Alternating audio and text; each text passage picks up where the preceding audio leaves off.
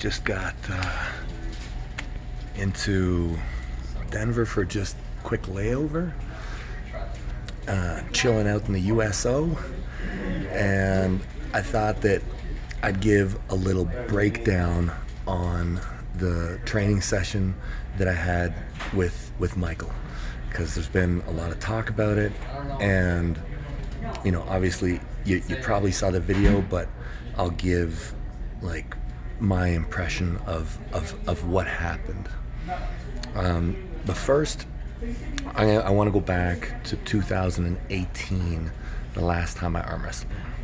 So the last time I arm wrestled him, we were both ready, and in my opinion, the most important round was round one. In round one, I hit into his fingers.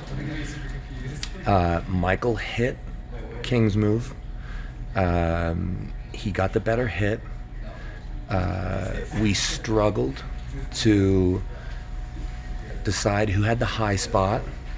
The high spot in arm wrestling is so important. Who's holding on to who? It dictates efficiency in arm wrestling. And that's a really important concept, especially in super match format. Anyways, after about 25 seconds of round one, my hand was gone. Didn't take long that day. Michael knew it. I knew it. So at that point, what Michael did, and a lot of people won't recognize this. A lot of people think that I won the first round, which technically I did, but in no way did I win the first round. What happened was Michael allowed me to completely bleed out my hand while I slowly was able to move into my only available position, which was a flop wrist press, and I was able to gain enough position with my shoulder, so I was able to get a win in the first round. But I left the round with a lot of damage. Anyways, so fast forward 2 years. So Michael did not know this was going to happen. We did talk about it a little bit, very roughly, like, you know, we talked loosely about me going over and potentially training with them or getting together. I knew at some point I was going to get to the States. It was really hard for me to know where I was going to be, if I was going to be able to be there. So it was very difficult for me to plan anything either. So made the call to pop across, got some really juicy information actually from Michael, and I made a decision to surprise him. I knew that he was filming with Tom and Juji. I didn't know how hard his workout was going to be, but I told Tom not to tell him that I was there because I wanted to surprise him. I thought it would be really funny if I just showed up. I thought he would get a good kick out of that. And I knew that it would just be practice, and I knew that it wouldn't really count for anything.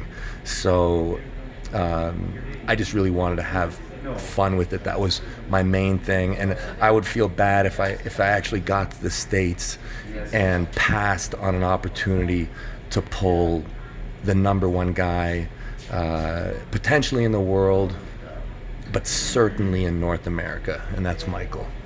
So the opportunity popped up, and anyway, so here's a fact. Michael was more fatigued going into the match than I was. I hadn't trained for a couple days, and Michael had he worked out a few hours beforehand. So that's something that has to be considered.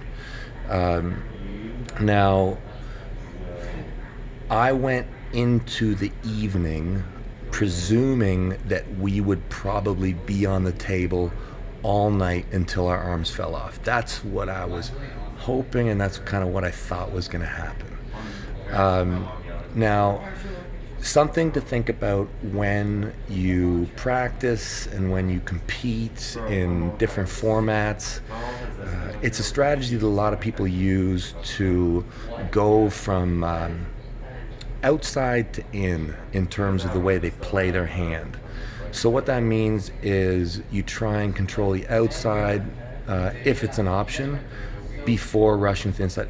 And that's not for everybody, but that's a quite common strategy in a lot of people who want to arm wrestle efficiently, because it's easier to control the shoulder when you have the hand. And the hand is kind of a very important piece in arm wrestling. Who's holding on to who, the high ground. So that's what I was trying to establish, just to see, because last time I arm wrestled Michael, I did not have the high ground, the high hand. So in our match, we went to straps, and the whole buckle thing, people were talking about the buckle. The buckle only matters really if you hustle strap someone, or if you cheat in the strap. I didn't cheat the strap with Michael. I very rarely cheat in practice, very rarely if ever, and I didn't hustle strap him. So I just put the buckle on because James, love you James, but he doesn't know how to put a strap on. So this time it was the exact opposite. I ended up getting hand control. I ended up taking the top. He was starting to have to hold on to me.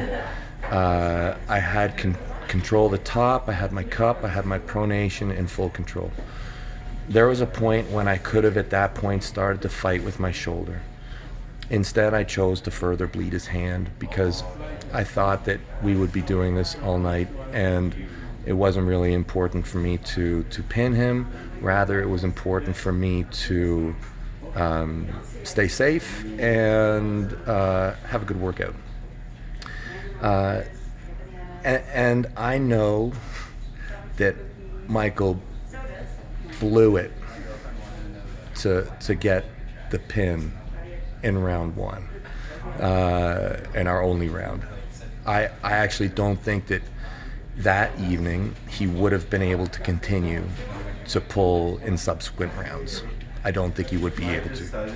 If he says otherwise, then maybe, but I'm pretty sure that he hurt his inside elbow trying to get me, and either way I had his hand bled out, and I would have then started to creep forward with more and more of an inside advancement.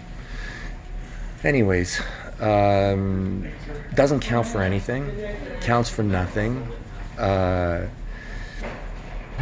Has my hand got better? Maybe. Hard to say. Michael wasn't fresh. I feel it's gotten a bit better. Hard to say. Michael looks great these days. I feel like I'm doing okay. My honest assessment is the match is, historically, Michael and I have always been a good match. Always. It's always been close. We've had 3-2 finishes, or 4-2 finishes. I think in the right hand, I think every time we've basically arm wrestled, it would probably be similar. I think I'll be all right. I'm really glad it got to happen. Left hand, it's not even close. But the right one's the one that matters with Michael anyway. So anyways, I just want to share that for anybody who wanted to know exactly what I thought about what was going on. Anyways, hope you all are doing good. Good times.